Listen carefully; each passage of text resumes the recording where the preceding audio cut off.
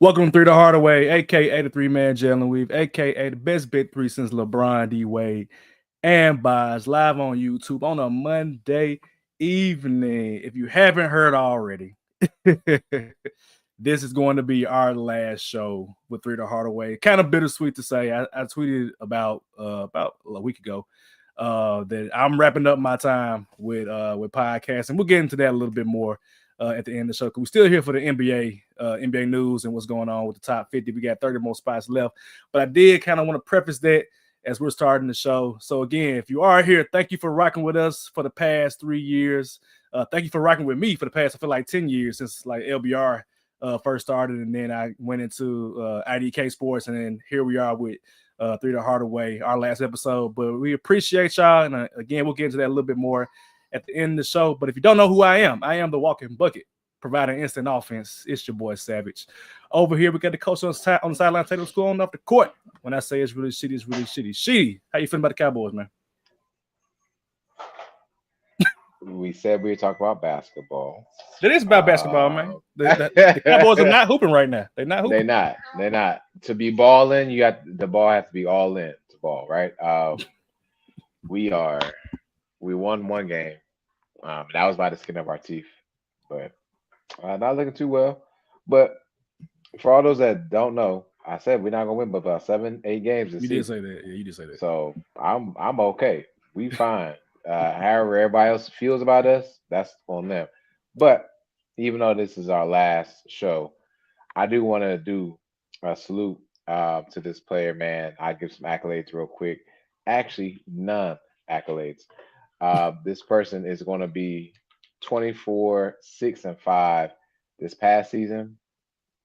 I look forward to him doing that, if not better than that, this upcoming season with no injuries. Franz, salute to you, my guy. If you don't know, watch the previous show about everything that I stated about him, man. But much respect and kudos to him.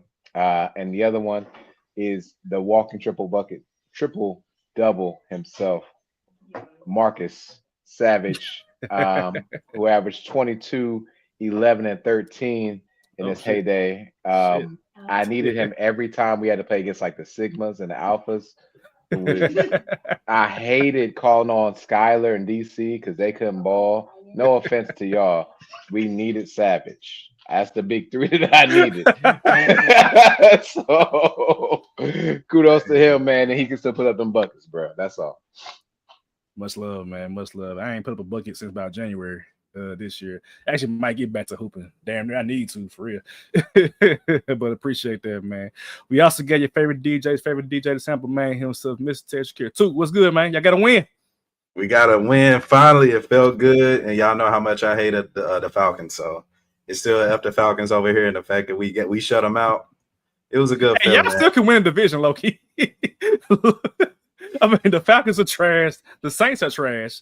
The Bucks are the only team on the way. The Bucks are the only team in that division with y'all. I get it. I will take it a day at a time, a game at a time, a Bryce throw at a time, and we're going to keep it moving. Shout out to us winning the game. Yeah. That's crazy. Real quick, did y'all enjoy WrestlePalooza? Because I didn't watch it. I was busy, and if I wasn't busy, I probably wouldn't have enjoyed it. So when I saw that John Cena got squashed by Brock Lesnar, I said, "Oh no, I'm good, man." I was cool with that, actually. I was cool with that, but if they're not gonna do nothing with it, it's like, what's the point of them doing it? Yeah, I think the only continuation. First of all, no, I didn't watch it because I had to figure out how to watch it now. Because I'll send you the channel for that. My God. See? That and then I also felt like it was a time for a change for the Universal title. Shout out to Stephanie, by the way, Bakura. Yeah. Well, both Stephanies. Both Stephanies. Shout out to Miss McMahon she is about to enter the Hall of Fame as well. But also Stephanie Bakura for winning the title for the women's. But I also think that I'm cool with Cody. Like, you could have gave it to Drew. We could have let Drew win it, right? And then let Drew carry for some time. Drew hasn't carried a title for real since last year. or maybe a little more than that. Last year for like 5 minutes, but like literally Yes. carried the title. Well, we was in a pandemic for real. And so he's owed that back. I think the point of Brock Lesnar and John Cena, I just think we're going to have a war games with both on each side, and that's why. All the Paul Heyman men versus what Yep. Roman? That The would be O2 crazy. Mhm. That would You saw be this little crazy. tap. Hey, we got some business to talk about. He did Mhm. say that. And you know what? I think back to Survivor Series when Brock Lesnar was trying to recruit John Cena back in the day, right? Mm. When Cena was still in his Dr. Thugonomics mode. So that'll be a good callback, low key, to them do a War Games Survivor Series. Whatever they call it now. It ain't even Survivor Series anymore. It's just War Nah. Games. On some cheesy-ish, I feel like that should be John Cena's last match against Brock Lesnar. Is because you've seen him destroy me like a month, 2 months ahead, and it's like now I done summoned the power, I done did this, in a cheesy way. Kids, you can do anything you put your mind to type. You know how, I think Saint called it Rocky 3. Yeah. No, there you go. I ain't no Saint said that, but yeah, go for Get it. your ass beat by what's the guy's name in Rocky 3? That Russian. Yeah, the Russian guy. Drago. Drago. Yeah, Yeah, Drago got him. And then come back and beat him at the end and then just go off to the sunset Right. after that. But y'all ain't here for the wrestling. Let's get into NBA trivia. Two, what you got today? All right, so bam, check this out. Oh, I gotta actually put it back up. Ha ha ha ha. So of course, man, for 3 years we've been giving y'all assist after assist after assist as far as social media goes and great podcasts and content goes and good nature. And we ain't gonna get into all that right now, but I want you gentlemen to name me the top 5 players to average 10 assists per game, the most seasons. So again, the most seasons averaging 10 assists per game. John Stockton. John Stockton is number 1 with exactly 10 seasons. Name me the other 4. 10 seasons of tennis. Pick and roll all that. I mean, he the assist leader still, so. Yeah. Magic Johnson? Magic, yeah, Magic. Magic Johnson is second with number 9. Let's keep it going, y'all. Mark Jackson. Mark Jackson Good one. is Cool. not on this list. J Kidd. Jason Kidd is not on this list. Rondo. Oscar Robertson. Rondo is no, he's not on this list, but he had 3 seasons. Oscar Robertson is tied with Russell Westbrook, so I guess you can say 6 players. Excuse me. So he got 5 seasons. Nash. Yeah. Nash is number 3 with 7. So one more left. Right. One more left. Yep. Who died in the ball up? We said Westbrook. You said Yeah, Westbrook. okay. Westbrook. Yep. So that's Chris Luke, Paul? not Luka now. Chris Paul, yeah, that's good. yeah. There we go. Like keep it simple, man. CP3, keep it simple, man. So again, John Stockton, excuse me, with 10. Magic 9 seasons. Steve Nash 7. Chris Paul 6, and Russ and Oscar Robertson with 5 seasons, averaging 10 assists or more per game. Russ ain't been signed yet, has he? Nope. And I've been wanting the Rockets to get them, but I don't think the Rockets can because they literally have no money right now until December 15th.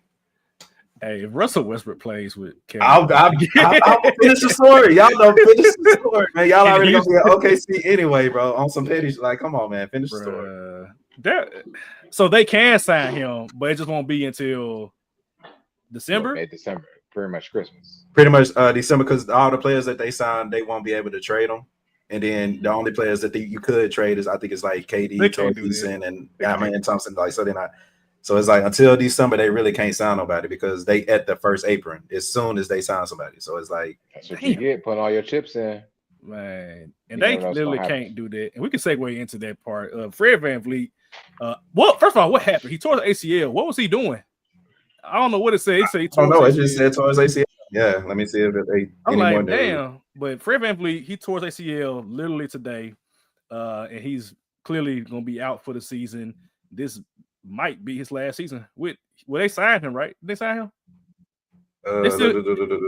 Yeah, to a 2-year deal. So they'll have him for 1 more season. I mean, it still could be his last season. They decided to trade him. Yeah. Depending on how Reed looked, because Reed gonna have to start, I'm sure, at point guard. And he wasn't expecting to start. I mean, they weren't expecting him to start at all, very clearly. But now with VanVleet, he's gonna have to come in and step in. So two, I know you had them as the favorites to win the championship this year. So how are you feeling about their chances now losing honestly an integral player to their team for the season? So he is for the right knee injury at an unofficial team mini camp in the Bahamas. You told your shit at the Bahamas. The Bahamas. That's tough, bro. I mean, losing somebody like a Fran VanVleet, like it hurt. Like I compared him to like the Nuggets, probably a month ago. And he was going to be the Jamal Murray of the team, for lack of better words. And now you got to have a starring caliber point guard to kind of keep this team afloat. Because again, Reed Shepherd, we expect him to come in, but he's been in the league, a year, 2 years, a year, and he got time. So it's like you really gonna thrust a Ricky into this. Okay, cool. Amen Thompson, who a lot of people he played a lot of point guard a little bit last season. So I mean, he can be the starting point guard. But I think you ultimately would need to sign somebody to come in and level out some ish. I wish they can sign like a Tyus Jones, somebody like that. But he Orlando, again, he ain't gonna work. that's unfortunate for the Rockets. So I think somebody like Russ, who's humble, who again Russ has been humble ever since he came off the Lakers, but he's grown to be more of like a player's person, and the players love him. And I think if this kind of mentality Russ would have been with OKC with KD's early days, I don't think KD would have left. So I say that to say, if Russ is mature way beyond our understanding, and we got to give credit to somebody like Russ, and I think if KD knew what Russ can bring to this team, I think it should be an easy phone call to make in December when, again, they can't sign somebody like Russ. Excuse me. This, like, how do I put this? It's almost puts KD in a similar situation that he was in Phoenix, honestly. They don't really have a point guard to facilitate. Reed Shepherd is not a point guard. He's a combo guard wrapped up in a shooting guard's body at best. And he's already been signed. I do not understand why teams do not go and get Malcolm Brogdon. I just don't get it. I mean, the Knicks got him. But when it comes to someone you need to come off the bench to facilitate your offense, rookie of the year, sixth man of the year, got the accolades to do what he needs to be done, can learn a system clearly. I don't understand why people weren't pulling the trigger earlier for Malcolm Brogdon. The Knicks got him. The Knicks are. If you need to go get a point, you better go look at the Knicks. Damn near. Rockets. I mean, they got some firepower in the backside. Ugh, no diddy. But at the end of the day, this definitely hurts the Rockets. It definitely hurts the Rockets, and I don't know where the Rockets want to go without a true point guard. And I know they can't wait till December. You actually can't wait till December. I'm about to look over remaining free agents real quick. That's what I'm looking at right now. I laughed because of who I saw. Lord! Going based off of I filtered it out to assist to see who's the actual point guard. Elfrid Payton is available. Little Sticky, that's my dog. I mess with Little Sticky, bro. Little what? What's the Little Sticky? His name Little Sticky, bro. What is his name? No. Everybody rewind this and watch Savage's face because he had to look back up. Wait, what? What? That's Little Sticky, especially when he had like the sticky hair. Oh yeah, that's my dog, bro. That's okay. Wow. I've never heard of it, but okay. Yeah, Elfrid Payton, Russell Westbrook, Ben Simmons is available. As you should remain. Remember, we're supposed to start the countdown. It's still pending, clearly. Nah. So the Malcolm Brogdon deal has been agreed to, but it ain't official yet. So I wonder if you could be like, you know what? Let me not sign with the Knicks. I give me a starting spot with the Rockets. Aside from that, campaign, D'Anthony Melton. Where my boy Fultz at? He out there? Yeah, he out there. Sign my dog Fultz, baby. They wouldn't be because did he play at all last year? I don't think he played. Yeah, he played with the Magic and had a pretty good season. Not last year. He didn't play at all. I don't think he did. Let's look that up, bro. I don't think he played at all last year, bro. I think you're right. I think you're right. Which is crazy. Like this dude, 27 years old. Yeah. This dude, 27 years old, did not play basketball at all. Well, he played with the Kings for let me see. He played 21 games with the Kings. That was at the end of the season. Yeah, and he had three points a game. Didn't start 8 minutes a game. And I know he ain't what he was supposed to be. I mean, I didn't think that even when he got drafted. I was like, nah, he's not gonna be that good. But he had a decent end of his career with the Magic. So I'm like, nobody want to at least give him a try to see if he got anything left in the tank as a 27-year-old. That's kind of interesting. Right. Like the last couple of years with the Magic in 22-23, when he wasn't injured, he averaged 14 points a game, 6 assists, 4 rebounds. Then the next Literally year, exactly what they need. yeah. Then the next year, he averaged 8 points a game, 3 assists, 3 rebounds, 1 steal. Played 43 games, started 18 games. I mean, I don't think that hurts compared to like if you had to start Reed Shepherd, who didn't play that much at all last year in terms of like meaningful minutes. He was in the G League for most of last year. So at minimum, you gotta bring. I mean, you can't bring nobody to December because of the money. But at some point down the road, you're gonna have to see, okay, what we got in the veteran market or maybe even the trade market, depending on what Houston looks like come December when that apron rule is bypassed at that point. But as far as the Houston Rockets, I mean, I think this hurts not too much because you still got KD. You got KD, Amen Thompson, Alperen Sengun, all these players. You're going to be good enough by the personnel alone. But when it comes to that playoff time and you need that steady point guard and even in this case, that steady scoring from Fred VanVleet, this dude can go get 30 points by himself. Like that's a huge scoring boost. And to not have that is going to be problematic, especially when you go up against another point guard, like if it's a Jamal Murray in Denver or somebody else, you're going to have to deal with that, one way or another. So I expect Sengun to have his most assists, like break his career assists this season. Because he could be running point damn near. Yeah, but and another thing is Reed Shepherd more like Tyler Hero? He's short. Reed Shepherd actually they lift him at 6'2". He really 6 foot. He ain't tall at all. Really? But he is very athletic. He a freak athlete, and he can lock that on defense. But he's not a true point guard in my opinion. Okay, but he's good. Like he ain't slow. He's good. But in terms of like he ain't Fred VanVleet right now. Right? Like, nah, that ain't. I mean, shit, he was a top 3 pick, so let's see why we got him. Yeah. Mm-hmm. Well, that was a good ass question. He's been on the bench all this time, which was crazy to me. I'm like, y'all should just trade him. That's a top 3 pick. I mean, you played a maybe you need a redshirt season, Maybe. Maybe he come in and maybe he but it's like now. But it's like now with you completely ran through the process of growing a team as far as like the young players by getting Kevin Durant. It's time to win now. Yeah, I ain't got time for Reed Shepherd to be developing. I ain't got time for that, bro. You gotta come here and hoop. Yeah. Hey. It's a young man's league now. It's a young man's league and a superstar league. Nothing in between. The middle class, it ain't nothing for the middle class at all, bro. With Markelle Fultz not being in the league right now, that's prime example of that. So, hey man, shout out to Fultz. You're a real one. I know why you was picking number one. School shooter with some athleticism. He is a private school shooter. For those who don't know, that's a white boy that can shoot. That's what a private school shooter. Went to a private school, can shoot, play defense, athleticism. That's a private school shooter. Right. All right. Let's get into the top 50, man. So again, we wrapping up our top 50, but top 30 that we got left. Running through the rest of 3D Hardaway's list. Let me get to 21 through 30. So here's who we got at 21 through 30, and we'll go through each one of them individually as we go through it.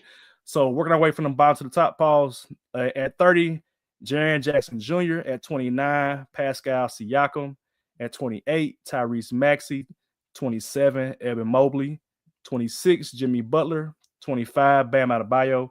24, Devin Booker. 23, Tooks boy, James Harden. 22, Tooks other boy, Kawhi Leonard. And 21, Demetrius Jamel Morant. I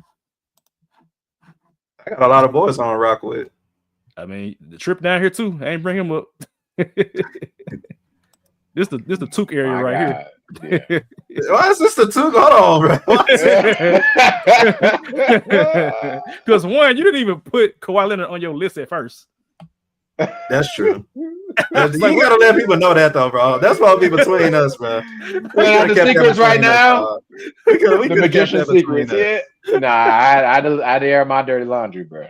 I mean, when I did put him, he damn near where he at. So I'm cool with it. I guess. You have him with 30. 23. 23. Wait, where are you at? No, wait, hold on. Am I looking at the wrong list? No, look at your list.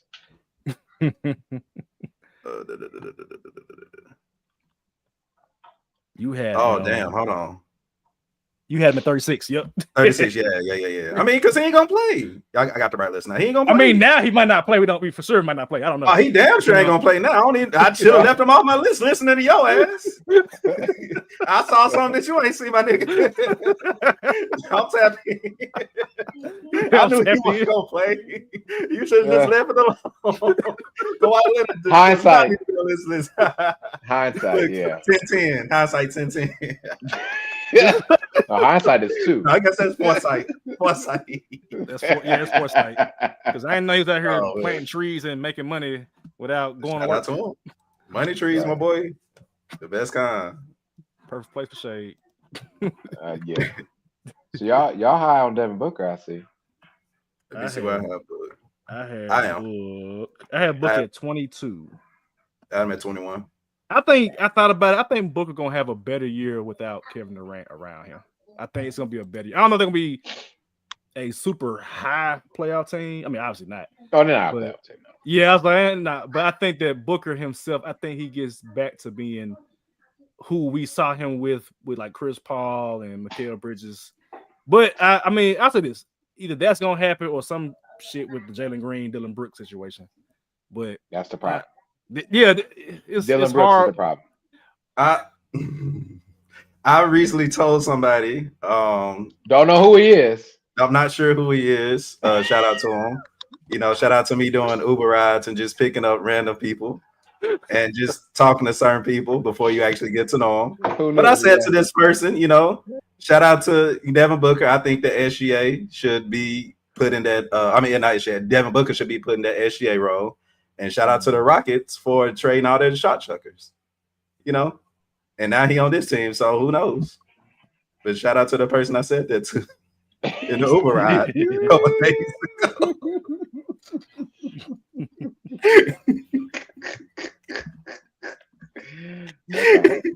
Okay. Oh man, if y'all want to know, deal with me, man. I'm sorry. We're gonna keep that amongst ourselves, ladies. Okay, we're gonna keep ourselves. Okay, yeah.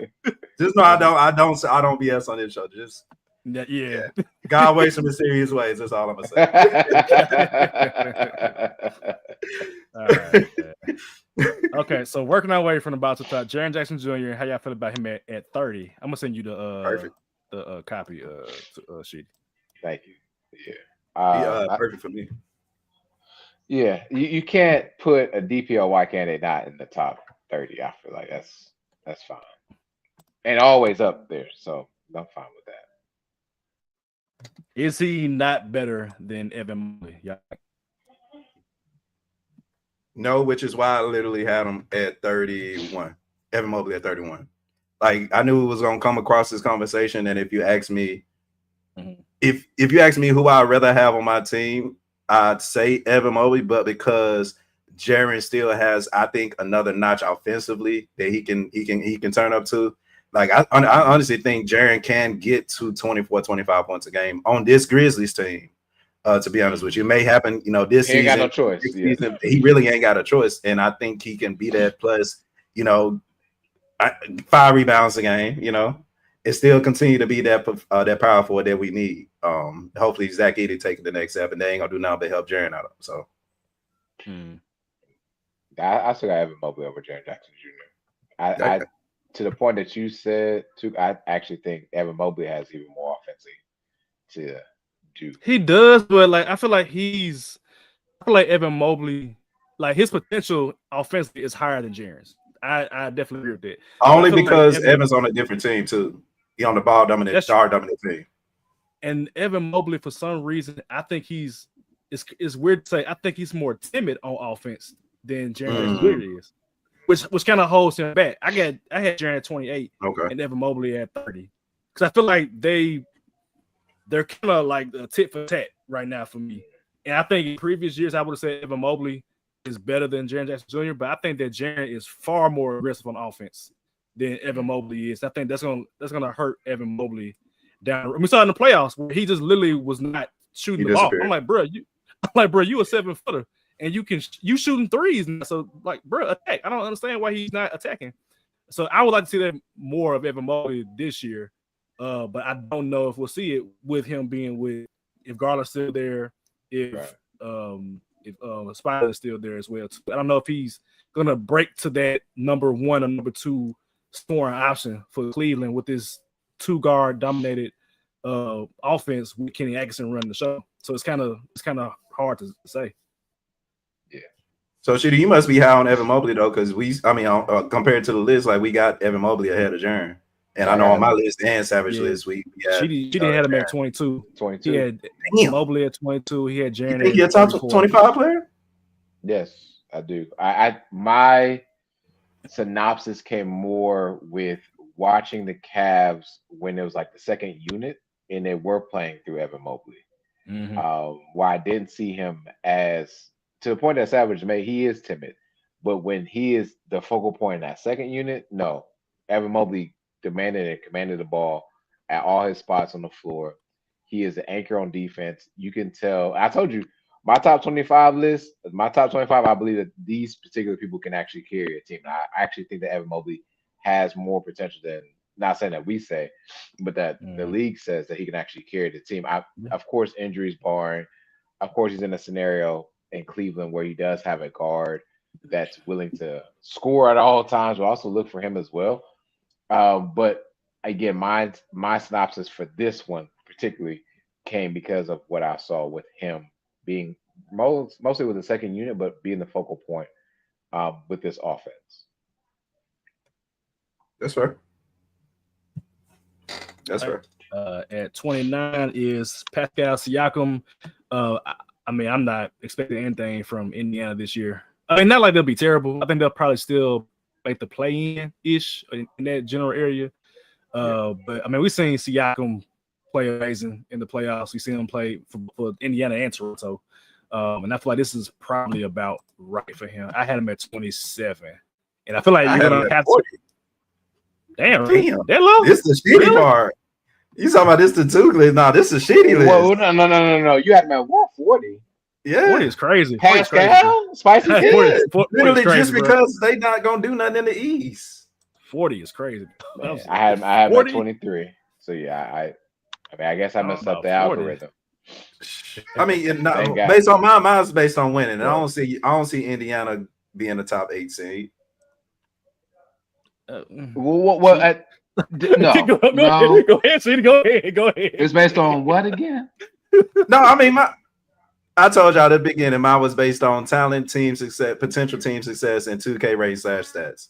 So again, the ad talent there, team's potential team success is super low, so that kind of held it down. And then the 2K rate was there for him. So. Looking at it, okay, too. I see. I'm looking at the rest of your list. I'm like, okay, yeah, but man.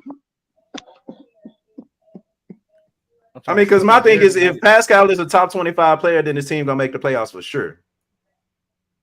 That's what I get from that.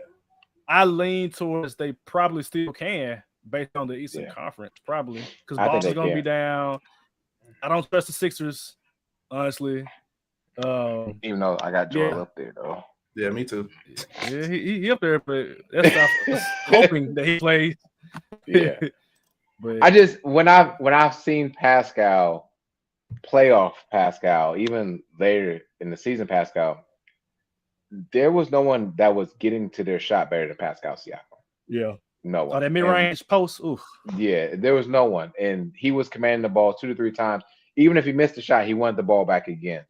That type of energy. And like I know it's going to be hard. I think the Pacers are actually going to be better than what we all perceive. I do think they'll still be a play-in team. Yes, I agree there. Not a lock for the playoffs because TJ McConnell is a hell of a player.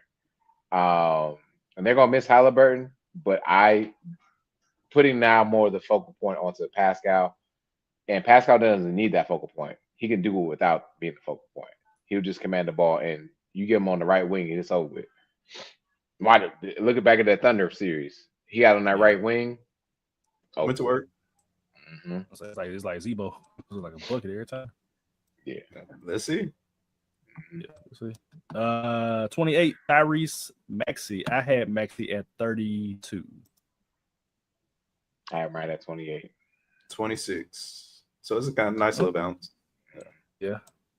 I mean, I think for him, this is right where it is. I think he is just unfortunately, with Philadelphia, where you got two stars who are injured, I want to see what happens with him and what's the other guy's name last year? That was a rookie. Oh yeah. Brown. McCants? No, Oh, not McCants. uh, Yeah, Jared McCain. McCain. McCain. Yeah, Jared McCain, yeah. My fault. I kind of want to see them like be the ones as the focal point. Like Paul George can go. I don't know why she got kicked out. Go literally. Paul George can know she just left. Right. I was like, what That's happened? crazy. You can go. Not bad. Yeah, but yeah, I want to see Tyrese Maxey and Jared McCain kind of run the show. I want to know how that looks without Paul George. I mean, unless Paul George is going to be like in a Bias Harris role where he's just kind of like the fourth option. But Embiid slimmed down, so maybe that'll help him in his injuries. I don't know. I don't expect that to be the case. So I do expect Tyrese Maxey to lead him in scoring. Honestly, I ain't gonna lie. Yeah, same. And I think we're underrating the rookie that they got. I think he may be an X factor and win a rookie of the year. Edgecombe.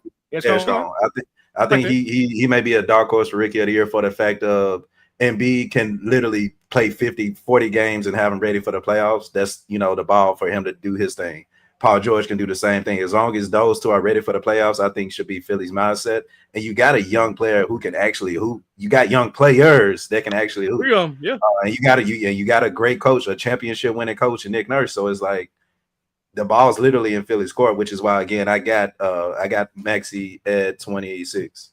So I'm not mad at that. Maxey's good, man. Maxey, he can go get 50, bro. He's good. Do y'all expect Embiid to make it that far in the playoffs? Not like in the season, I guess. I'm saying make it that to the second round. Out the second round, is that what you're asking me? Is he gonna make it to the Eastern Conference Finals? Is the question. It's gonna be healthy in the playoffs. Is my question. If they make the playoffs, I'm gonna say yes for the fact of Embiid. The old heads, the OGs, Paul George and Joel. They know that they don't need nothing else outside of competing in the Eastern Conference. The Celtics are down. The Knicks, not the Knicks, the Pacers are down. Pacers. Those are arguably the two best teams in the Eastern Conference. They down this season. You got an opportunity to make Milwaukee. Oh, they won nothing from the start. But you got an opportunity to do something in this Eastern Conference, and as long as you can be available to do such, I think you got to kind of put those. It don't matter what seeds you are, just get healthy. Yeah, but it really don't. I still think if you get Embiid and Paul George 50 games, you can still be a top 5, top 6 seed in the East Conference. To be honest with you, especially if Edgecombe come in and do what he's supposed to. No, this team will not make the Eastern Conference Finals. I do not believe in their Eastern Conference Finals, even with the way the East looks right now. I just don't believe it's Philly curse, Philly special curse. I don't know what you want to call it, but it's Joel Embiid. Until Joel Embiid is not on that Philadelphia 76ers team, I do not believe this team will make it to East Conference. Damn. Hey, Philly rocking right now because the Eagles and the Phillies out here serve. So it's what it is for them. What up, Andy? Appreciate you coming through, of course, no doubt. We talked about Mobley a little bit. Jimmy Butler at 26. So what I have him at? I had him at 24, so top 25. But I slick got second thoughts. I ain't gonna lie. I feel like Sheedy, you saying that I don't know if you were that said him not with Spo kind of throws off, and then even seeing him last year in the playoffs without Steph Curry, it was kind of like, bro, you can't do nothing on offense at all. And then, like, just with whatever's going on with Golden State, not signing anybody, just open. Well, apparently, there's a report that Steph Curry gonna sign to play with Steph Curry. That ain't gonna help that much, but I don't know. I'm kind of skeptical about Jimmy Butler being at for me 24, but here 26. I don't know. I don't understand how he that high. And again, we're gonna call this the Sheedy list. Because I'm pretty sure he had them high. Take this from the Warriors fan. Savage, I'm pretty sure you're going to want to redo yours with Jimmy Butler after I say this one. Okay. But I had him at 38. I had him at 38 because last year he played, 30 games. Jimmy Butler, 36 years old, y'all. And we know how Jimmy Butler plays in a regular season. So again, he's another year older. He's not going to be an all-star on this team. You took him from being the number one option on 99.9% of the nights to being possibly the number 2, 3 at times. Especially if Kuminga come back, he probably going to be the number 2 option. But then again, you got a coach that don't know how to use him. And I'm going to put y'all on game if y'all ain't tapped in with what KD said. He said, I didn't want to come back to the Warriors. He did. He see the Seth Rollins is just about to burn it down. You know what I'm saying? Shout out to Trev. I'm pretty sure he's going to listen already in the comments, but it is burning. And you went and found the next, quote unquote, next best thing, which is Jimmy Butler, and which he should have been, was a top 25, 26 player. Do I expect him to be that same Jimmy Butler on this team? I would love for him to be. But then again, you got a coach that don't really know how to use them, and now you got to deal with this Kuminga BS, and then you're going to bring in a bunch of old players that won't stay healthy most of the season. Who knows? But I got Jimmy at 38, bro. I don't see him playing 50 games, 60 at 55 at the most. Yeah, I got him high. That's 21. I looked at that as for me though. Also, I have the Warriors doing pretty well this season. I don't know, man. I don't know. I don't know. Hold on. Now, wait a minute. You can say we don't know all this stuff. We made these lists not like yesterday or last week.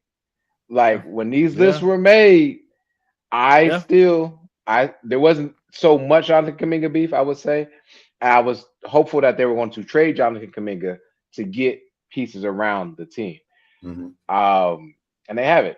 And I want to also state the point, hey, listen, in the playoffs, that's not the Jimmy Butler that y'all thought y'all were going to get from Miami.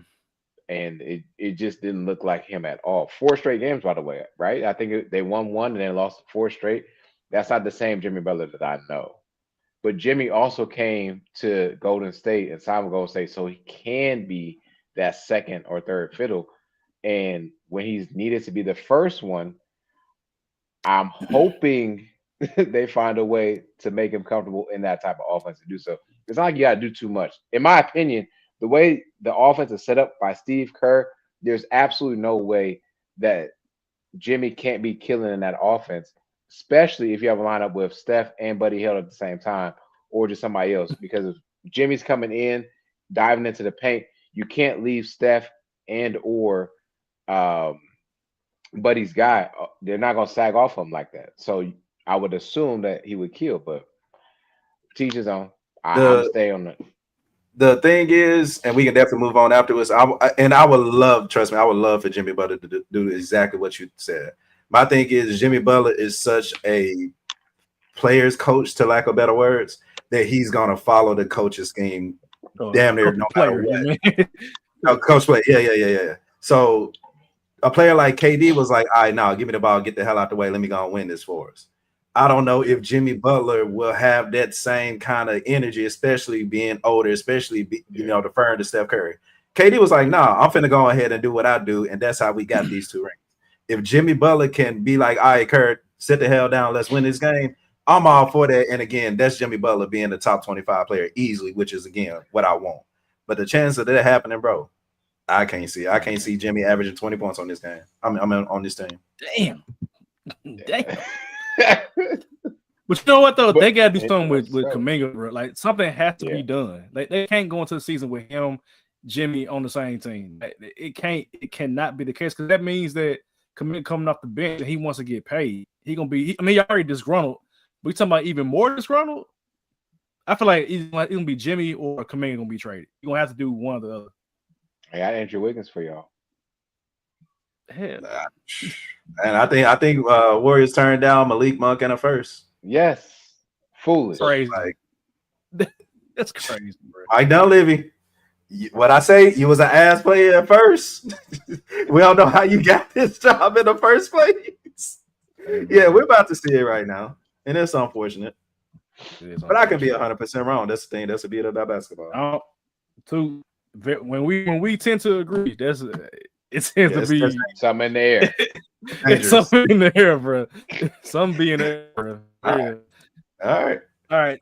25, Bam Adebayo, his future wife, got the 4-time MVP. Shout out to Asia Wilson. That's news. Bam. Bam. How you feeling about that, Shitty? Where you have him at? You had him at 24, right there. 24. Okay, so you yeah. I need. You can't keep giving your soon-to-be wife MVP trophies, and you don't step up at some point. Like, God, dog, she Bam's dropped. gonna be a stay-at-home dad while he ain't be doing nothing. He's gonna be at the crib.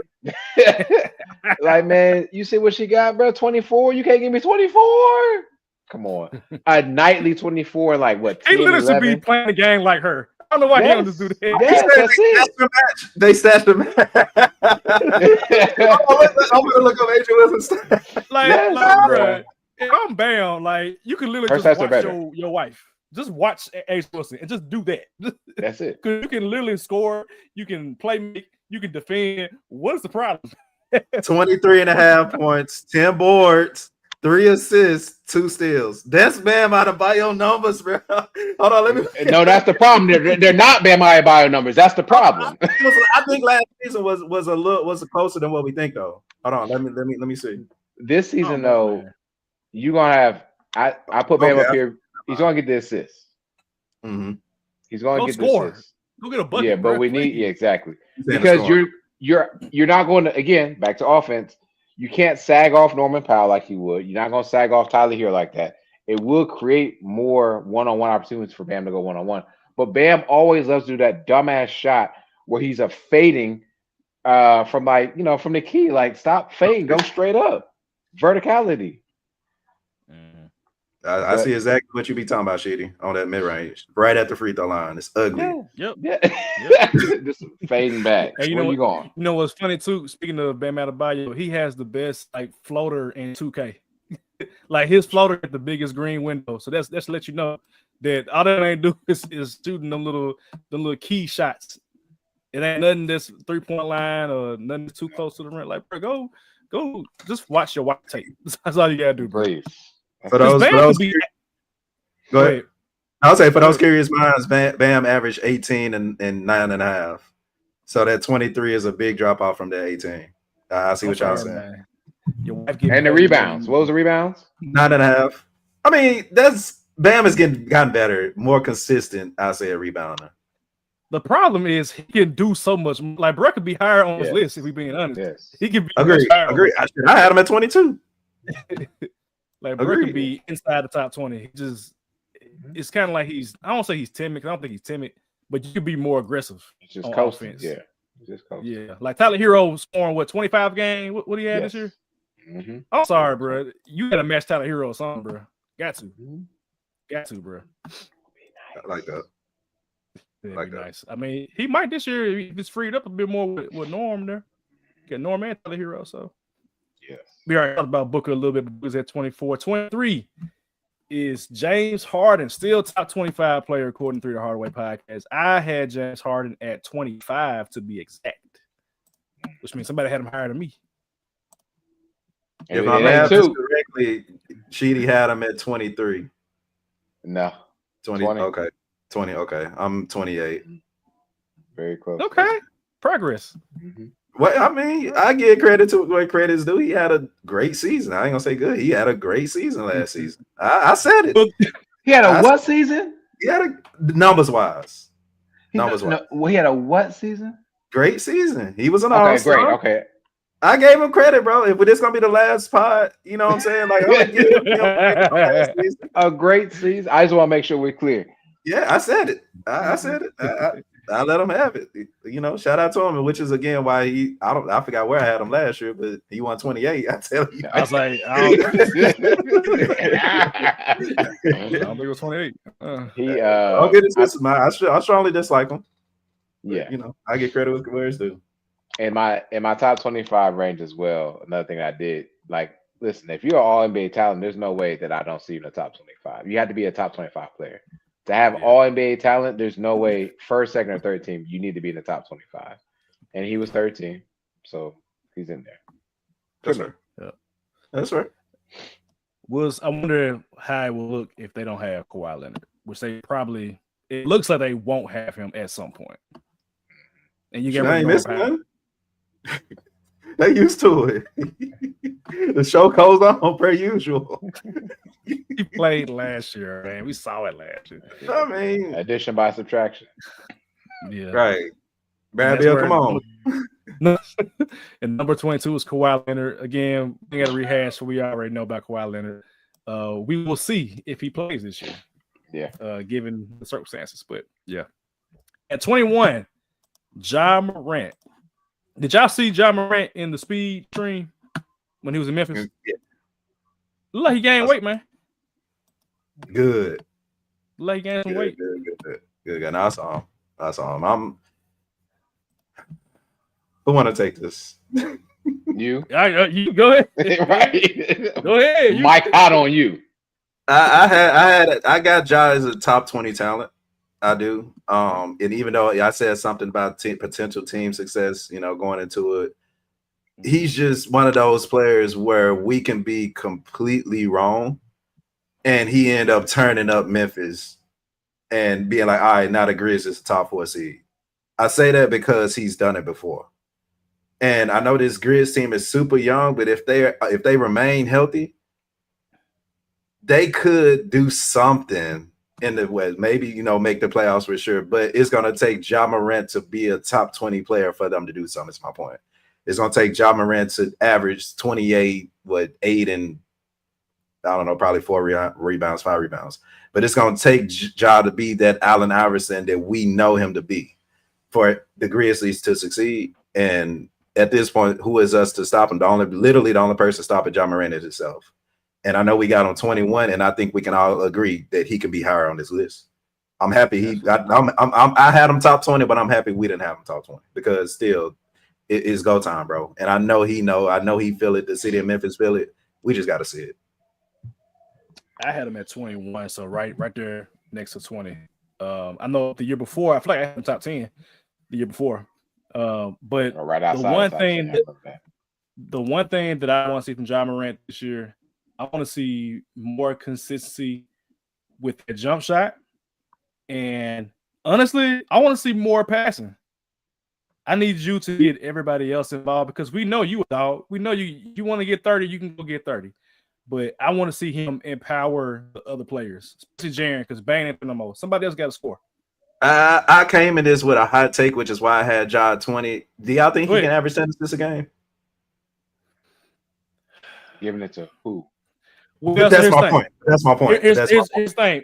Adding shooters is going to help you average 10 assists because the Grizzlies don't consistently knock down threes, like catch and shoot threes. And that might be a reason that the offense was really terrible in previous years because they couldn't knock down open shots. They would brick them. They give up open threes and miss open threes. So I think adding like Ty Jerome is going to help with that. I don't think Ja will ever average 10 assists. I think if he 9, but maybe not 10. 10 would mean that he's one. I don't want to say being passive, but I feel like that's him being ball dominant, which he is. But he's not like Trae Young pass first ball hog. Like he ain't that type of. But here's the thing, Savage. If he was, I think we'd be more successful. I agree. I absolutely agree with you. I agree with you. But I don't think that's his game. This is not his game, bro. Yeah, that's true. That's true. And I want to see him pass more. I want to see him pass more. I want to see him shoot threes. I don't want the highlights are beautiful. They're amazing. You get hurt every time you try to go for a dunk. It happens every year. Thunder game, Lakers game is always going to be trying to do something athletically crazy and then busting your hip, busting your leg, getting a concussion, whatever it is. Be a point guard is what I say. Be Tony Parker. I say that Ja Morant is literally an average Tony Parker. If you just be Tony Parker, it's a Finals MVP, ladies and gentlemen. That's a Hall of Famer, ladies and gentlemen. Simple. That's true. Save the dunks for the fast breaks where nobody's under the goal. That's what I would say. That's what I would say. Get freaky on the fast break, but not try to make everybody go viral, please. That's hilarious. Yeah, and I think that's the point. That's the problem is you try to impress everybody, and then you're not available to actually impress who needs to be impressed. I don't want to hear, "Oh, they glad I got hurt."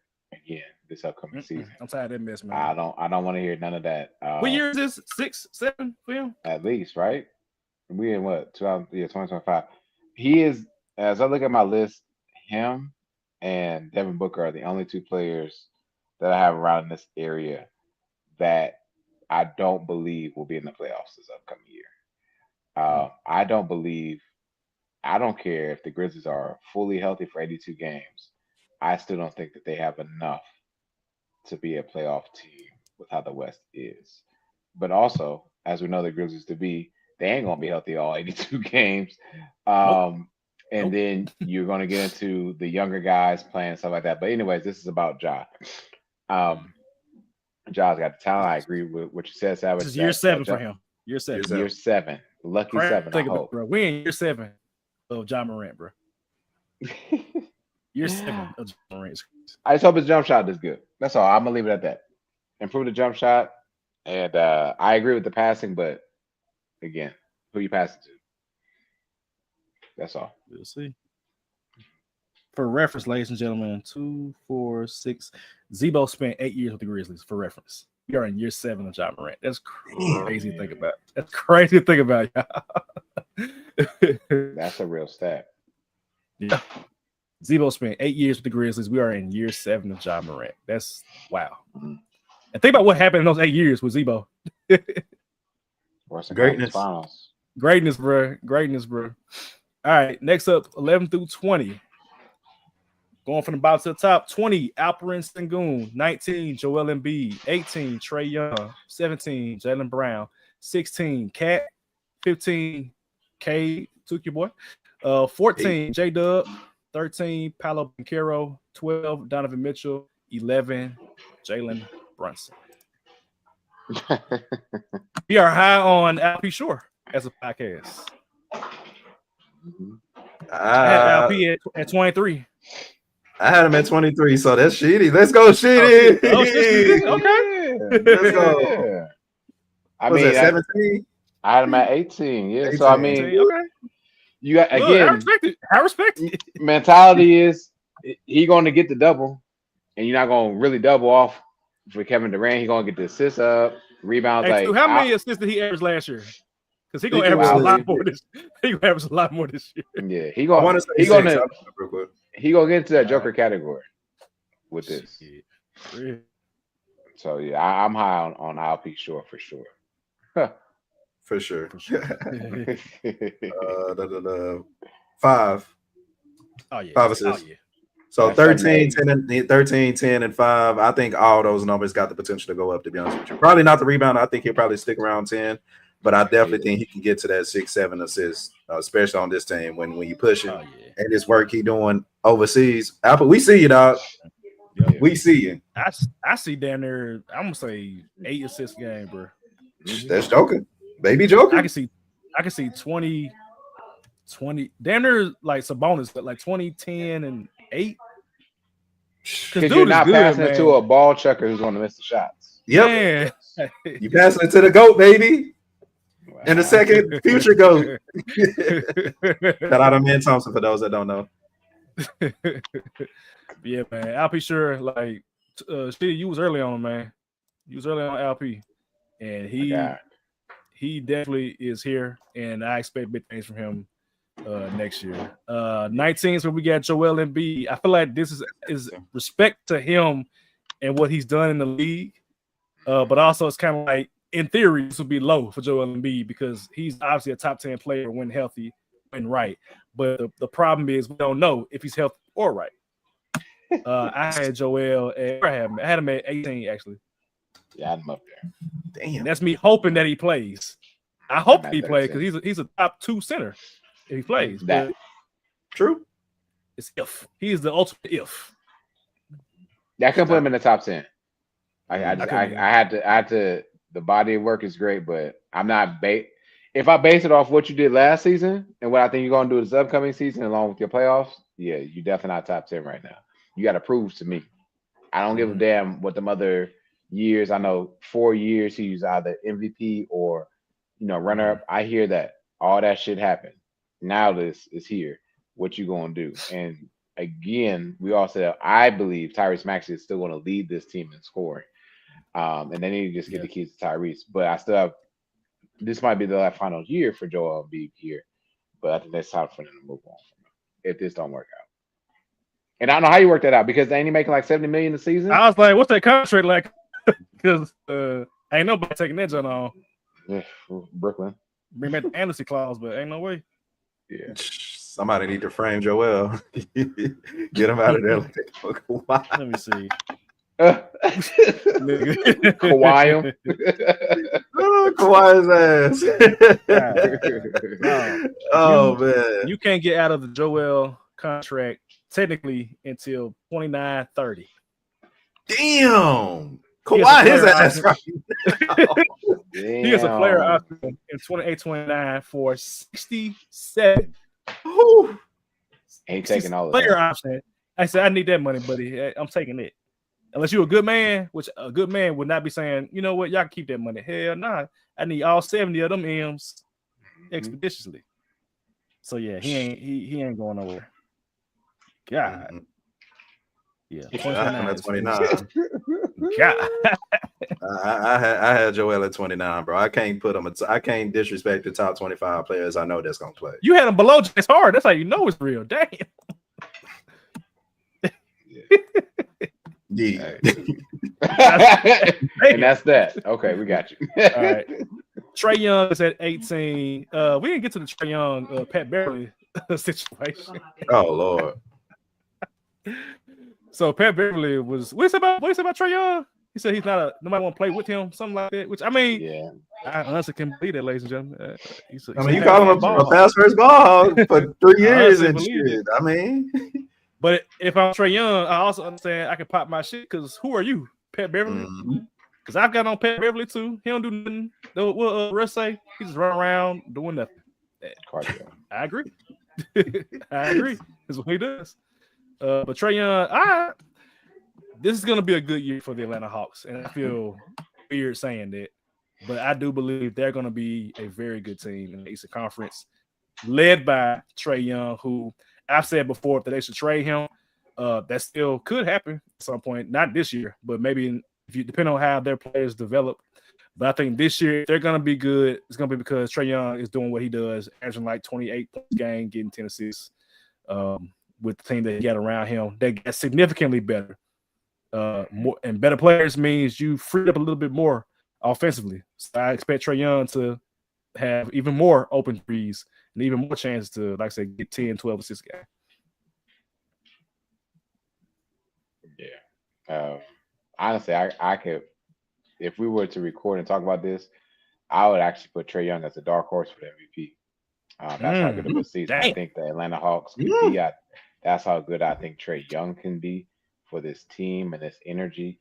And then especially if they are creeping at that number 1 or number 2 seed, more or less the number 2 seed. Yes. I'm hopeful for them.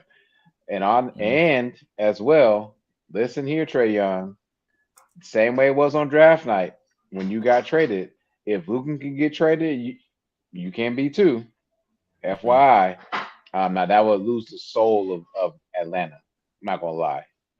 Getting rid of Trae Young loses the soul of Atlanta, but I still think he is a candidate for MVP. MVP is. I thought I'd never hear those words before, but okay. It's interesting, and it's not a bad take, to be honest with you. And I'm gonna ask you this because I actually just pulled it up. They got the starters, they got the bench. They got defense on the edges with Dyson and Zach. They got a coach. I mean, this Trae Young team to either take them to the first round exit or possibly a Eastern Conference Finals exit. So it's literally it. And you saying the MVP, the Hawks will be a top 3 team. So and them 28 and 11 gonna look real nice because if you can give Steve Nash an MVP with 14 and 8 to 10. My dog double his points. My dog doubling the points and still got the double. I may be rolling with you on this one, but salute to Trae Young.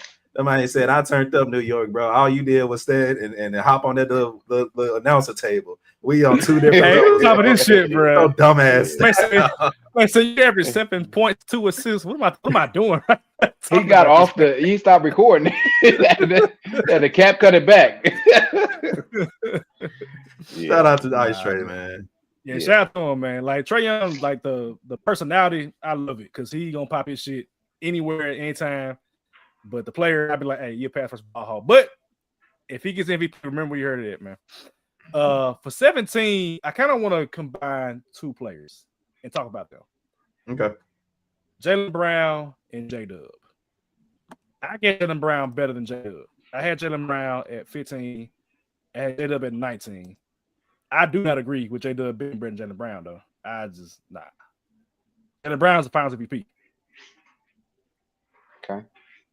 I had him a little closer. He had a great game, but I don't think he's better than Jaylen Brown. No way. Hold on. Oh no, I had Jaylen Brown at 12 and I had J-Dub at 17. So I'm with you. So it wasn't me. It was me. Yeah, goddamn it, Sheedy. Yeah. Wait, hold on. Where is Jaylen Brown at? Oh, damn. 26. Yeah. 26? Yeah. Outside top 25. Yeah. He literally just carried a team in the finals, 2 years ago? Go ahead. Tatum carried that team, dog. We're going to find out the hard way. D. White. Oh, my. Nah. Wait a second. One game.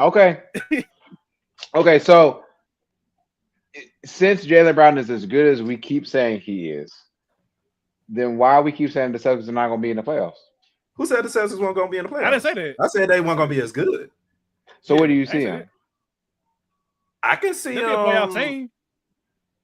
Knowing what they coaching and they coaching, bro, they can be a top 5 team and we not even see it, to be honest with you. I see them playing. I think this is going to be the downfall of Jaylen Brown. Go ahead. The Magic going to be there. Heat going to be there. Cavs going to be there. Knicks going to be there. That's 4. 5 the Hawks. Pistons 6. We said the Wizards, so Wizards are gonna be fighting for a play-in. I ain't gonna lie, bro. Y'all said the Wizards. Y'all said the Wizards. We still get wings from it. Hey, nah, we canceling all wing orders at this point since the show got to get canceled. No. I'm in agreement. The 3 to Hardaway group chat will still live on, ladies and gentlemen. It is. I'm still gonna be in that group chat. And I see them trash ass Wizards uniforms they post today. Them golden doodoo colored. Was it playoffs or was it 30 wins? It was 30. It was 30. I think it was like 30 wins. Yeah, 30 wins. 30 wins. They ain't got to make the playoffs. But I think when I look at the Celtics, bro, I'm looking up their depth chart now, bro. We got Derek White, Anthony Simons, Jaylen Brown. Al Horford ain't gonna be there. And let me see. What's that? Sam Hose and Luke Cornett, who pretty much know the Celtics. Come on. This team ain't built to make it where y'all think they're going to go. I'm trying to tell you. D. White is going to be the best player on that team. I'll say it again. Let me also hold on before I answer that question. Let me also go to this whole point. Name any player last year going into this year. So just last year alone. Again, these are my credentials. Name any player that made the All NBA team and All Defensive team. There's only one. He deserves to be higher than Jaylen Brown. Yes. That's it. Man, Jaylen Brown, go score 30 a game, bro. Because ain't no way. Right. Hey, do whatever you got to do. Get a left hand. Get a hook for your right. I don't care what you do. But no. What did J-Dub average last season? No, J-Dub was good. Because I don't want to sound like we disrespecting J-Dub, but we're not. No, I'm not. He put up 4 in the finals game. And again, when there was no Chet Holmgren, there was no Isaiah Hartenstein. J-Dub was the one guarding the bigs and making sure that they still won over 85% of their games during that stretch. It was like 20 plus games. Yes. I'm going to take J Dub.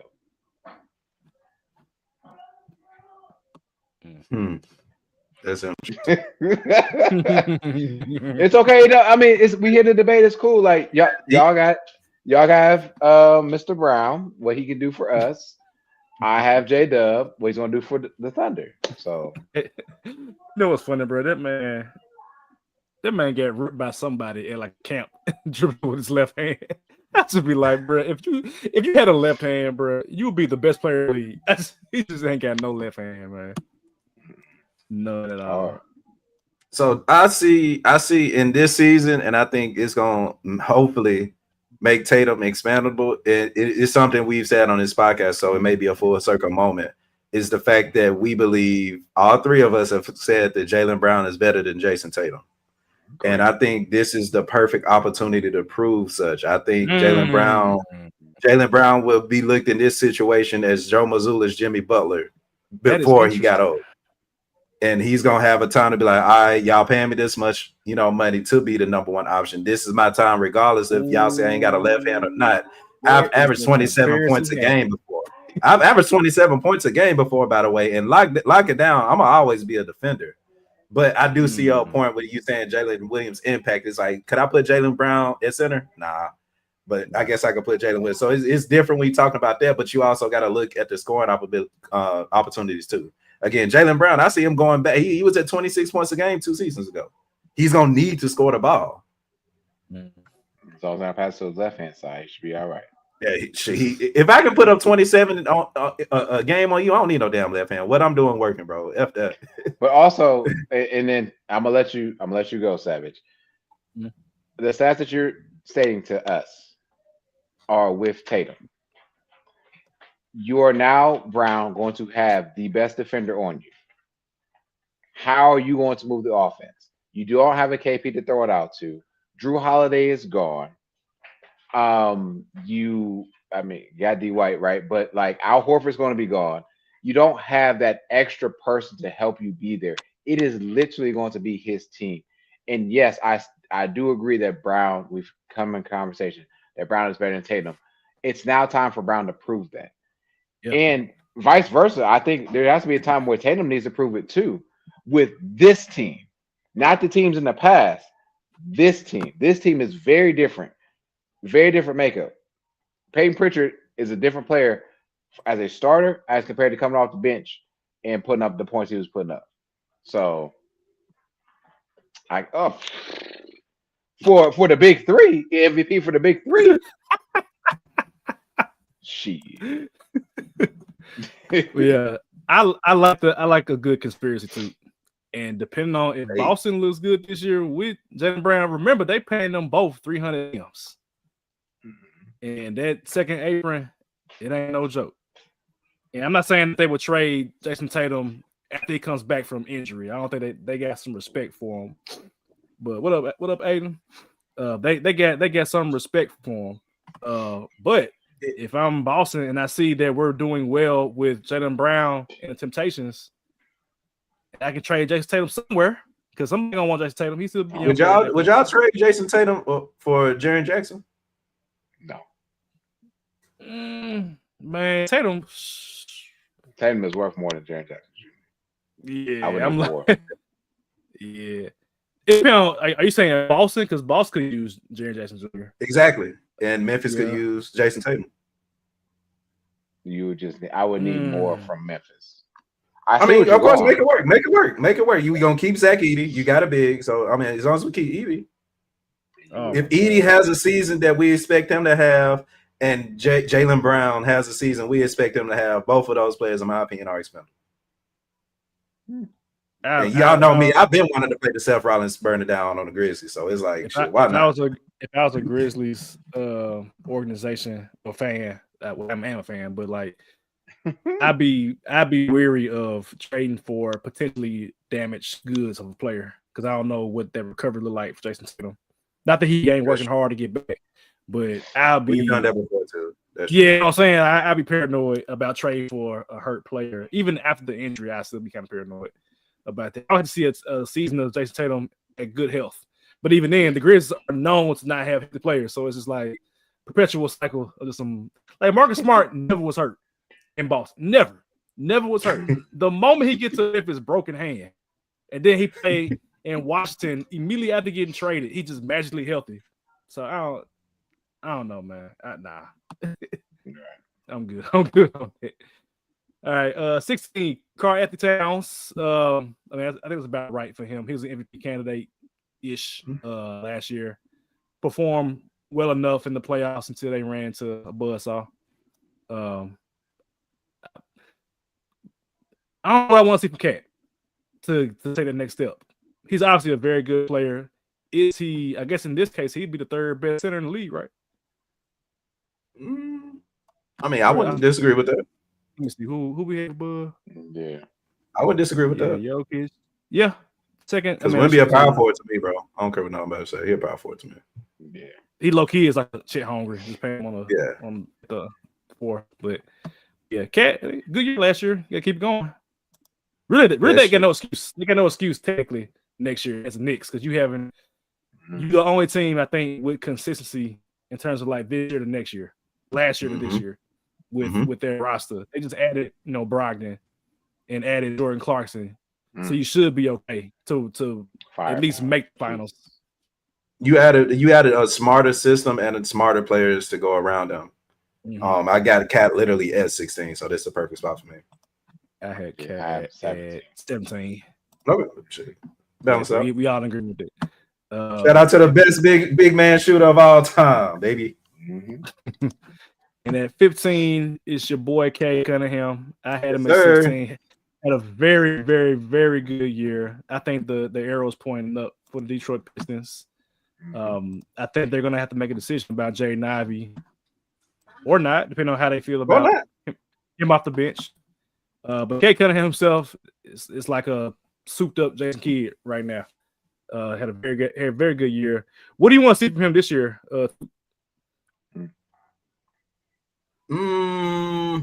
Because he showed me everything, and just keep it more consistent. And I told y'all, like, everybody on this podcast, the third year point guards, that is when you start to see who they become and who they are. So again, he went from 22 to 26 points a game. He went from 7.5 to 9 assists. It was some points he was averaging double-double, or not. He was having double-doubles on a weekly basis, on a nightly basis, and he put his 4 rebounds to 6 rebounds. If he even continue that, I'm cool. Just continue to win games and put Jaden Ivey in a situation to succeed more. Because again, that's 20 points a game that they could have had, and ain't no telling how good the Pistons really could have been. So again, you didn't lose anybody. You got your pieces around you. Just keep your numbers around. They ain't lose nobody, bro. Stop it. They did. I mean, Michael Beasley, but I mean Malik Beasley. Malik Beasley. Excuse me. Who may or may not be guilty. I don't know what they saying about that. Yeah. He's innocent. So it's like, shoot, go ahead and sign him, let him play, and then re-sign him.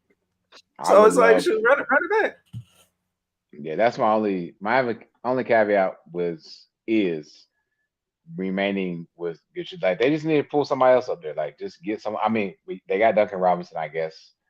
But Duncan Robinson and Malik Beasley, clearly Malik Beasley had a better season last season than Duncan Robinson.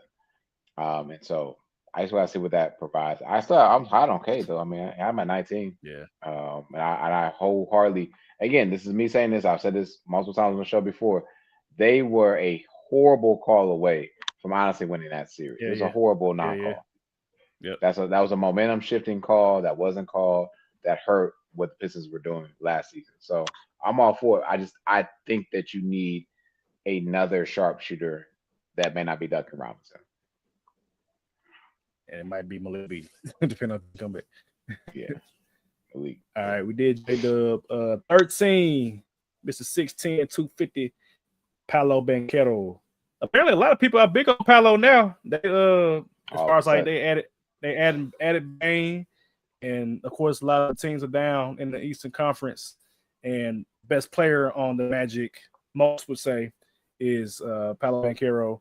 And I'm expecting to see an all-star starter this year in Paolo Banchero. I'm expecting to see, at minimum, all-NBA second team from Paolo Banchero this year.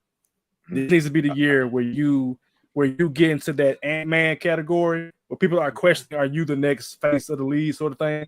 Especially since you got more help now with Desmond Bain, and you still got Franz. So you got two good wingman with you, and you're the best player in theory amongst that trio. So from Paolo, I'm not saying it's time to win a championship, but I'm saying it's time to take that next step to get into that category. Like I said, Anthony Edwards, to where you are a top 10 player next year. I had Paolo at Adam at 14, but I expect him to play like a top 10 player so long as he's healthy this year. I take it a step further, Savage. I expect him to take the Eastern Conference. I expect him to come with that energy, like, all right, the Eastern Conference mine. I had him at 15. So again, Sheedy had him higher. He can do it. He can do it for real. He can be higher on this list, which of course we just got to see it. But you talking about somebody who you put us on is Paulo, and again, everybody down. I think the Magic could be a top 2 Eastern Conference seed, and Paulo's gonna play a huge part in that. And I've called him my dark horse MVP early, but this is my dark horse to win the MVP. Is Paulo Banchero for real, especially if he come with that energy. Like, all right, Giannis, sit your ass down somewhere, please. You know what I'm saying? This mine now. Jalen Brunson, Knicks, I see what y'all doing, but we got a squad too, and we finna hoop it out. And so if he come with that energy, which I know he will, he can definitely be a top 10 player by next season. Yeah, I wholeheartedly believe Paolo. I have him no lower than third team All NBA next season. So I'm in agreement with you, Savage. What were the Magic missing last season? Everybody knows it was shooting. 3-point shooting of one of the worst teams in the league. You add someone like Desmond Bain, I'm sure that might not be done yet, but that is now going to open up more floor spacing for Paolo to do what he does. So no, yeah, I'm at 14, so we all around the same age. And you added Tyus Jones, you added an actual point guard. Of course, you had what's the guy's name? Suggs. Suggs not really a point guard. He's just like a defensive minded, 1/2. But you added Tyus Jones, so you're taking away playmaker responsibilities from Franz, from Paolo. They can do it, but I don't want them doing it all the time. And now I'm just saying, hey, Paolo should be Carmelo Anthony. Honestly. Yeah. Like you should be dominating. And he had 26 points a game last year. You could damn near get 30, 31, 32 if you really just locked in and started scoring at will. If he ever gets a jump shot, like a 3-point jump shot consistently, he can lead the league in scoring if he wants to. Fair, and it doesn't happen. I can see that. You can, bro. He's literally Jabari Parker. What he's supposed to be when Jabari Parker's coming to the league. What a name drop. Oddly enough. What a name drop. My goodness. Yep. Because they was calling Jabari Carmelo. Then Jabari got hurt, and then Giannis came and kind of took over from Milwaukee from there. So yeah, that's Paolo. 12 and 11, we put them together. Spider Mitchell and Jalen Brunson. Jalen Brunson obviously is the leader of the Knicks, and Spider is the leader of the Cavs. These two are kind of linked because people were wanting Spider in New York, and then it's kind of you got a different version of somewhat not the same player because Spider's different than Jalen Brunson, but they're both small guards or undersized guards, I say, who are all dominant, scoring dominant. And I feel like we're going to see who's the better of the two this year because Cleveland and New York should be competing for the chance to go to the NBA Finals this year. Against, of course, the Magic are there and other teams. But teams that have been there consistently, Cleveland and New York, this should be the case for both of them. I'm still kind of unsure of what Cleveland is doing with their backcourt, with Garland still being there. But like I said before on the last episode, Lonzo's there now. So there appears to be some type of crazy plan going on. Because if Lonzo is right, that helps Spider a lot because you got a larger point guard on the court with an undersized shooting guard and Donovan Mitchell.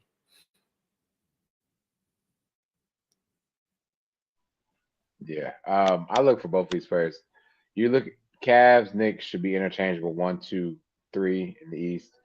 Both players will be the reason why their teams are successful and do well.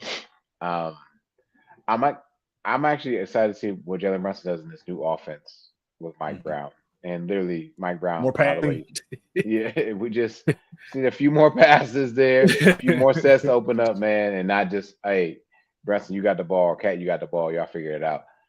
So I look forward to that because we know what the Cavs will do. Cavs are going to make sure that there is scoring from their guards. They're dominant for that, but excited to see what happens for Brunson. But these two, respectfully, where they're at, that's fine. I had Spidey at 13, and I had Jalen Brunson ascending to that top 10 spot. Y'all know how much of a Brunson fan I am, especially as being Mr. Clutch, who he is. And I think with him bringing over, he not changing, like, he chilling. So he's going to continue to be that on a better Knicks team. So, it's going to be a lot of games. There's going to be a few more games this season where he won't have to be, Captain Save-On. So, even if so, he can and he does have that talent to do so, which I think is a top 10 player. Like we pretty much saw that last year. So, I mean, 11's definitely cool. Like Brunson's up there, but I think when we get to the nitty gritty at the end of next season, we'll be saying, Jalen Brunson, possible MVP candidate. So this is time. No doubt. All right, and lastly, getting to the top 10. From the bottom to the top. Number 10, Anthony Davis. Conspiracy. Number 9, Victor Wembanyama. Number 8, Stephen Curry. Number 7, LeBron James. Number 6, Kevin Durant. Number 5, Giannis. Number 4, Anthony Edwards. Number 3, Luka Doncic. Number 2, SGA. Number 1, the Joker, reign supreme, Nikola Jokic. First of all, looking at the top 10, this is what I gotta say. Just working my way from the bottom to the top. One, I want everybody to welcome to Victor Wembanyama. Glad y'all are here. It took y'all 2 years to get there. Welcome. A year, just a year. Yeah. Welcome. Yeah.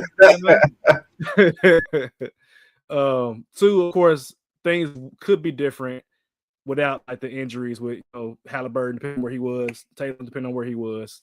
But to have KD, LeBron, Steph consecutively is kind of funny to see.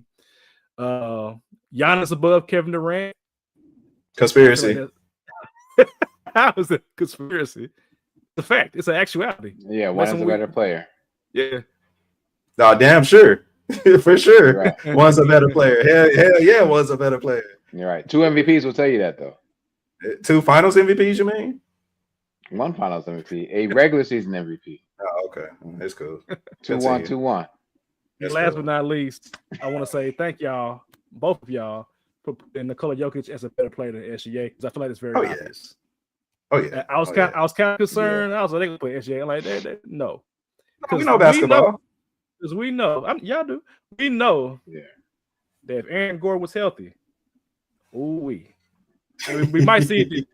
We might see it this year. But anyway, gentlemen, from this top 10, we know these players.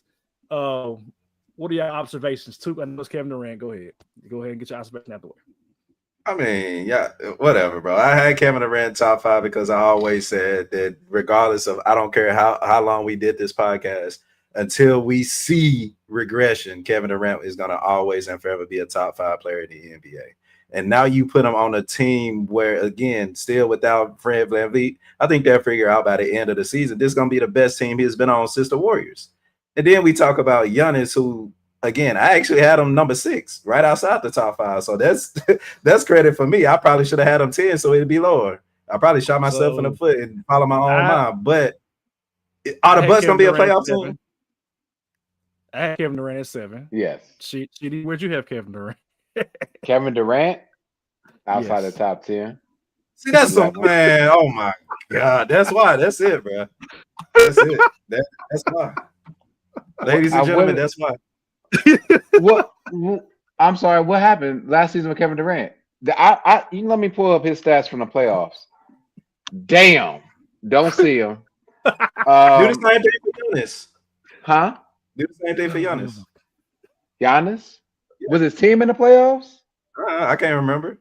I know you can't. Selective memory. They were, but he was hurt. Was KD hurt? So KD wasn't hurt though.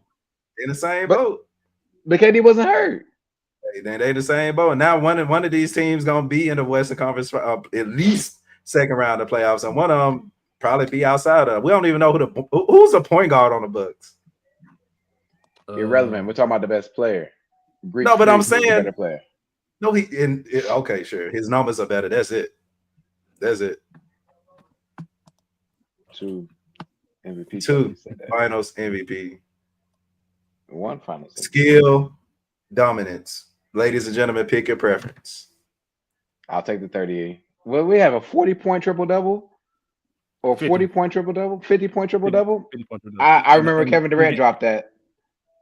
Kevin Durant been a consistent 27 a game, 40 from three, 50 from field goal, 90 from free throw. Giannis, can he hit a mid-range? Actually, there's a video compilation of Giannis's improved mid-range shot on Twitter. Improved versus Kevin Durant. No. You're lucky that I didn't tag you in it. So I ain't want to bother you. I ain't gonna bother you. I wasn't gonna watch it. I'll pull it right now. How many you watch it right now? Oh my god! I ain't gonna do that. No, I ain't gonna do that. It'll take me too long to find. But yes, there was a compilation of 24, 25 Giannis's mid-range off the dribble shots. It was like 5 minutes long. So he can do it. He can do it, but we talking about Kevin Durant who been doing it. So it's like, what the hell are we talking about? Didn't they also play in the series and Giannis beat them? Because he had a better team. KD was by himself and almost if his foot was my size, he would have won.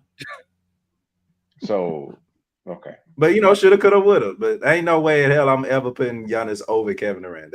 Y'all know how I feel about that. So that's one thing that's consistent. I wish KD would have won 3 years later. Should have been 4 years, 5 years, 6, 7, 8 until these niggas retire. I got you. 50, 40, 90, bro. Like, nah, man. Okay. All right. While we're really here. Right. Okay. Any other observations? Nikola Jokic is the best player in the league. We all know that. SGA second best. We all know that. Luka, LeBron shouldn't even be here. I had him. Well, LeBron. I'm not saying that literally. I'm saying LeBron's 40 years old and he's still 25, 8. Okay. Come on, man. What? I had him number 8 stats last season. I had him at 9. Hey, I had him still crazy to think about. He didn't chill, bro. He was averaging like 24, 8, and 8. Yeah, nobody else was doing that. Yeah, nobody's doing that, bro. It don't make no damn sense. It does, but it don't. Let me ask y'all this. Oh, go ahead. Go ahead. No, go ahead. No, I'm just saying he was kept better than Kevin Durant. That's all. Oh, that's you got your own thoughts, so we're gonna keep that. I got my own thoughts, so we're gonna keep that. You know what I'm saying? But he's not. Let me talk about LeBron James' teammate, Luka Fatu. Okay. What would he have to do to surpass Shea, if it's possible? Yeah, that was if it's possible. Y'all know how I feel about Shea, but I mean, there was a time period where he was the best player, right? Or at least above SGA for sure. I mean, that was like the year they went to the finals against Boston. That's true. I feel like he has to win, but he's not going to win, so impossible. Not with LeBron James. That ain't happening. Number 7. Yeah, to your point, I just saying they gotta win. The problem is the Lakers are top heavy and then nothing else after that. They are top heavy at that. Yeah, they don't Luka. have the right formula, and I can't wait to see what the Sun Luka looks like. So, the only way to cure this, the only way to make him stand out over SGA is he's got to win. Yep, and not even like beat them in a series because I feel like they can't do that because the Lakers is just not a good team or not good enough, I should say. But you're gonna have to win, and I don't see that with LeBron James on the team. LeBron ain't go play with Steph Curry. Just go over there, bro. Just go play with Steph Curry. And why not? It's only entertainment. All right. I think we covered everything. Yeah, about Victor. Bigger than AD, I guess, the tail end of it. There's a epidemic going on in 2K right now. The 7-3 centers I've heard, or 7-4 centers. 7-4 centers. There is nothing that you can do. There's nothing that you can do to defend. Like nothing, literally nothing. It don't matter what level of defense you got on your badges. It don't matter. And I blame Victor Wembanyama for that. But even then, it ain't his fault because he ain't shooting 80% from three. But these niggas on 2K, it don't matter. I mean, to me, I'm good defending, so I'm good. But like on a regular person, it don't matter, bro. It just don't matter. I'm cool on the 2K. Yeah. They actually just had a patch today that patches the defense or like buff the defense. But I ain't played, so I don't know how it feels. I ain't played, I ain't know, so I don't know how I feel. It was 26. Yeah, it's bad. It's bad. Very bad. Interesting. Okay. All right, gentlemen, that's top 50. Yeah, we can wrap it up here, man. So again, this is my last episode, our last episode, I should say. Definitely enjoyed my time podcasting with y'all. Appreciate y'all for taking the call 3 years ago to be like, hey, y'all got a podcast, what y'all want to do? And y'all locked in with me for 3 years, so really appreciate it. Had a lot of fun, a lot of laughs, a lot of inappropriate jokes. If I had time, I'd make a compilation of all the sexual innuendos that these dudes made over the course of 3 years.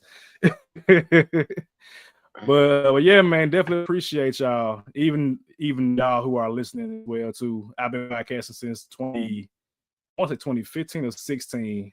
The first episode of LBR was in my apartment. Now I think about it, it was me, Sharky, and Aston, and we had like a GoPro camera, no mics, no nothing. It was a vibe, to be honest. It actually might still be on LBR's YouTube. Doing that was fun. At that time, I was like 23 years old. It's 10 years later. I'm now 33, and I got a house, I got kids, I got a wife, and the game has changed for your boy. So I definitely had to prioritize stuff that takes a little bit more importance than being able to watch sports as much as I would like. I still watch sports, obviously. I mean, I watched the Eagles win a miraculous game the other day. I'm going to watch the Grizzlies. Hopefully they play well. We'll see how that goes. But my time and my capacity is just not what it used to be able to keep up as much as I would like to, or if as much as I want to be honest. Because I said I got kids. My daughter gonna be in kindergarten next year, doing her thing. My son, he'll be 2 in November, and he plays basketball. So I'm gonna be near the game. Obviously, he's shooting a little basketball and a little short goal all the time. So I'll be around the game one way or another. But just not in the way that I've been doing it the past decade, I would say. But yeah, if you ever listen to any of the podcasts I've been on with LBR, IDK, or through the Hardaway, much love to you. Thanks for rocking with me. Even though we was a low budget, mid-budget ass podcast for the longest, I still feel like what we did was a significant success. We had a lot of fun, gained a lot of followers, gained a lot of fans. And I definitely will miss it, but I have definitely also come to peace with it as well too. So I am not hurt. I'm good. Like I'm happy for what comes next after this, and I'll still be around the game, man. I'm still gonna be, on social media in some capacity, maybe not as much as I used to be, but definitely still gonna be watching the games as they come and cheering for my teams and not caring about the Utah Jazz versus the Hornets. I'm definitely watching this shit. But yeah, Jimmy, what y'all got to say? It's been an honor, bro. It's kind of hard for me, to say goodbye to this podcast specifically because I knew from the jump the energy that we both had with each other. All three of us had it with each other, and I knew the success that was going to come with it. We made goals and we tapped in and we made sure that those goals got met. We talk about, our brother Sheedy, who I personally, outside of this, have grown a connection to because of this podcast, and seeing what he was able to go through and still come back and be like, all right, let's get this shit going and popping. You know what I'm saying? And then for you, it's like, bro, we've been tapped in since college. You know what I'm saying? 901. You know what I'm saying? And for us to be able to do something for 3 years that was special to the game of basketball, to podcasting, in my opinion, to the people that we've even being able to tap into on the podcast, and not only interview, but people actually know who we are. That's something that I always wanted in my career. And, even though we're saying, goodbye off this podcast, like, of course, we're still going to be around. Like you said, the text message thread ain't going to go to, but, I wore the 901 shirt for a reason, but it's also, this ain't, oh shit, this ain't on me on some key dog shit, ladies and gentlemen. I'm an alpha and I love it. But this is the colors of Phoenix, the suns and the Mercury. And this is just a message for us three and everybody listening, bro. It's like, embrace the future, bro. You know what I'm saying? Like, we, once you sent that text message to us, it was like, dang, it hurt for real. But it's like, I understand. And in a way, I don't understand, because you got a family, you got kids, you got priorities that's above podcasting. But it's like, I've been able to watch you grow as a man. And it's been a beautiful thing to see. And this podcast has been able to help with that. So again, bro, embrace the future and should do what you got to do. Just know that, if you ever get that Jordan itch, you'll be like, I'm back. And see that I'm back message. Shit, I'm ready when you Appreciate that. Yeah. I guess me being, to y'all's point, the newcomer on everybody's part, right? LBR was kind of already established by the time I got there. Matter of fact, ladies and gentlemen, do your history. I started when Jimmy Butler got traded to the Heat with LBR. And that's been rocking with them ever since. Savage inspired me to run my own podcast as well. So I was doing School of Machidi, and he was doing I Don't Know Sports. And I felt like I needed to do something different from LBR, right? But still be underneath LBR to give that educational aspect that we needed. And to the point that's already been made, once everything just assembled, like Savage was like, dang, he's not doing I Don't Know Sports no more, IDK Sports. Okay, so we free. To your point, too, we all make this work so effortlessly that it was easy from the time that we all recording it somewhere. Me, I was recording in the damn bathroom. To now with my camera moves when I move type shit. Like, it's been a joy. And the way that we interact with each other just with this is crazy. And that lets y'all know that we don't just show up on Mondays just to show up on Mondays and do this for you all. We show up for each other every single day to make our Mondays even better. And so we on the pod, of course, respect the decision by Savage. Hell, I probably would have made the decision my damn self. And that doesn't mean that we're not going to be there to still get all great content. I've already shot an idea to Savage about what we could do moving forward. But for right now, this is the greatest thing to say is thank you, Savage, and thank you too, and thank everyone that has been a part of our show. May God continue to bless everybody, man, for real. And thank y'all for just giving 3 black men an opportunity to be in your eardrums for an hour or two a week, man. We appreciate that.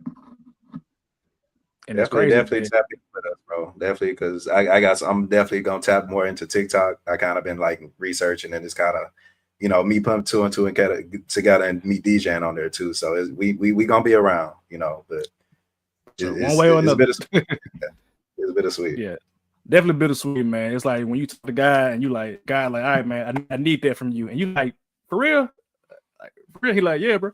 It's like, okay, you gotta do it. I gotta do it, man. All right. Yeah, that's why I say like it caught me off guard. I'm like, damn, I'm really gonna do this, but it's like, yeah. So it's like, all right, okay, I'll do it. Fine, whatever. So we'll listen to him now, understand later. That's just my mentality. But again, if you ever listen to the Hardaway, man, for the past 3 years, we appreciate y'all for subscribing, for following on social media, for agreeing with us, for disagreeing with us, trolling, all the fun stuff that has come with this, man. We definitely appreciate any kind of engagement, man. We definitely appreciate it. And hopefully you can find somewhere to get your basketball fix or any kind of sports fix somewhere else. But for now, for the last time, stay safe. Be blessed. Peace.